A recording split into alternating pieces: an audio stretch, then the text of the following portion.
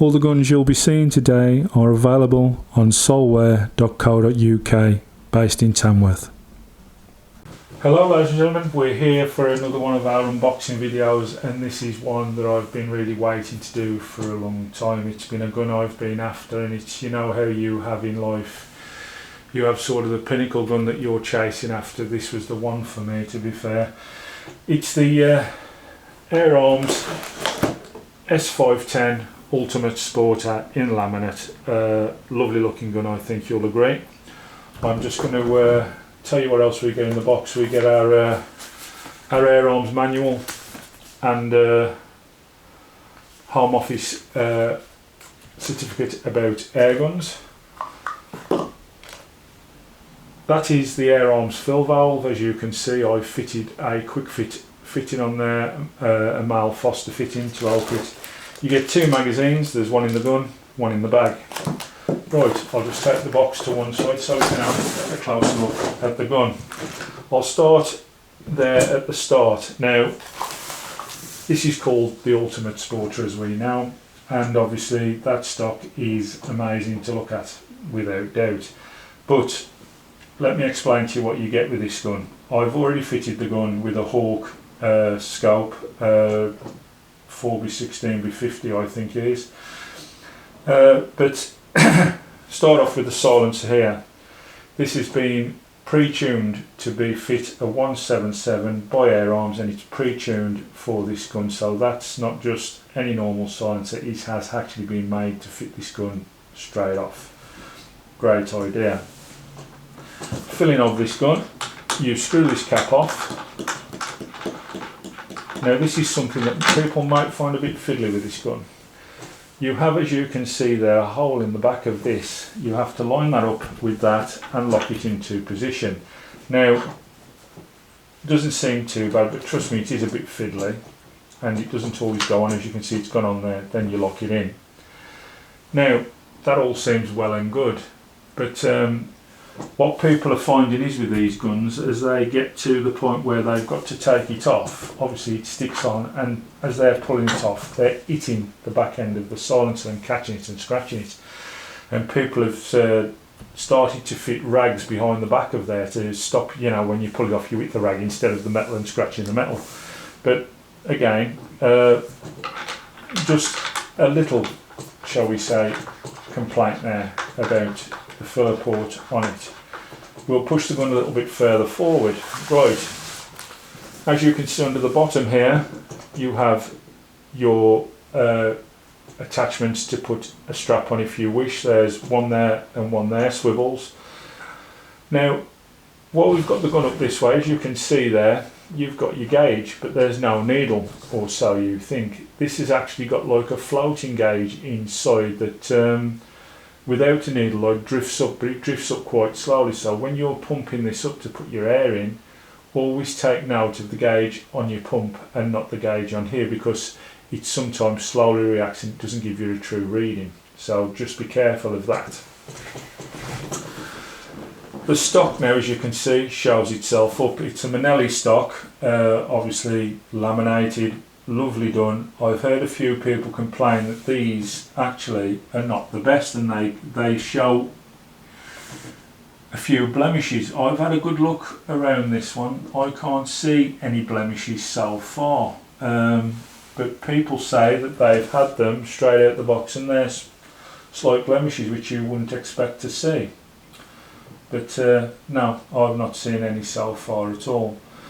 The mounting, we'll go on to the mounting now for the actual scope.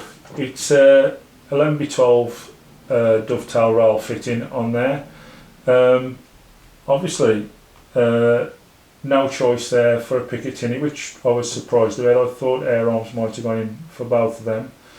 Your magazine fits in there, of course, and just slides in. It's a lovely design by Air Arms where you just load it as you see it, spin it round, drop a new one in, spin it round, drop a new one in, and it self-propels inside. It's got a lovely system inside where it self-propels to the next pellet. There's no stop on the end of the magazine when you've finished and you're out of pellets, so just be careful of that. Something that I would have probably have liked to have seen is a stopper on there to show that you're onto your last pellet, but now Air Arms decided to go against that idea. Right, I'll turn the gun round because I want to show you something else. You've got the cocking arm on here, which is absolutely lovely. The difference between the S400 and S410 is their bolt action. Obviously the S510 is actually a cocking lever instead of a bolt action, and it's lovely and smooth and well put together. Great by Air Arms, lovely and well done. Also, while I've got it this way and we're working from the back end, let us talk about this butt end, because the butt end can be altered. There's an Allen key just inside the butt end there, which means you can pull it out, push it in, take it up and about, and also the cheek piece here is adjustable in 3 ways. There's actually 2, you can't see them, they're well hid, but there's actually a couple of Allen screws inside there which will allow you to slide it backwards and forwards, and also there's another one there to lift it up and down to get it to exactly where you want to get it. Now we'll talk about the trigger and the safety. Trigger and the safety are done by, it's a standard metal trigger in there, nothing fancy, but as you can see there's a little bolt inside there, push in and out for safety on and off. I know a few people don't like it on the trigger, but that's where they've decided to put it at Air Arms. Again, may not suit a few, but they tell me the shooting experience with this, you'll look over these little 4 balls that are with the gun. Now, we're looking at the Manelli stock again now, from obviously the other way round, and again I'm looking for blemishes and I can't see any. I think a few people have just been a bit unlucky and had probably a Friday afternoon gun, but this one is absolutely perfect, shows no blemishes at all and looks really well. It's ultimately smooth, no rough edges. The only rough edges is where you need them to be, and that's around the grips. There's no grip here on the forestock. There's no gripper here on the forestock except this little bit here, but it is shaped to hold your fingers in well, so that's acceptable. That's good. Now, we've done the unboxing on this and we've gone round it really well. The one thing we haven't talked about is the barrel. The barrel is a Walther barrel, and apparently it's one of the best about there is, and I've not done much shooting with this. I've had a couple of shots with it just to try and tune the scoping when I fitted the scope, but that's about all I've done, and you can tell it's a class item. It is really a lovely gun to shoot. Obviously the more I get to use it and the more I get to know about the gun, the more I can come back and say, but we do have a pellet test video coming, and we do also have its test and review coming, where we'll find out exactly how good this gun is. But as for today, that's our unboxing and that's what you get. As I say, it's one of the guns in our next segment of the Battle League which should stand out, but it's up against some very stiff opposition.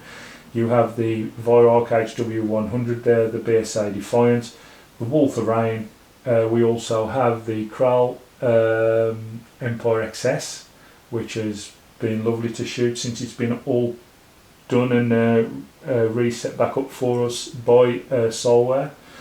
And the last gun that's in there is, I've threw in a bit of a red herring, and I've threw in the Reximex Myth in 177 in walnut. The reason being is I still think, even though it's probably half of some of those guns that we've just mentioned, it will show a good showing for itself. It's one of those guns that just seems to outperform its price tag really, so I'm hoping that it can put up a good show against these guns and prove what I'm saying is right. You don't really have to go mental with the money to get a decent gun in the PCP world. Well, thank you very much for watching today. That's been the unboxing of the Ultimate Sporter, and it is my ultimate gun. It's the one I've wanted for quite some time, and it's took me till now to work up to get it, and I'm over the moon with my purchase, if I'm quite honest with you. I just hope now that it performs as good as it looks. If it performs as good as it looks, the other guns may as well go home now. But yeah, Air Arms Ultimate Sporter. Obviously this is the carbine version, but yeah, some gun, I've got to admit, I know you're talking around the £1,000 plus limit for this gun, but it is some gun. Thank you all for watching. I'll see you in our next video, which will obviously be pellet testing. Hopefully we can find a pellet that matches it well, and I'll see you in there. Bye bye now.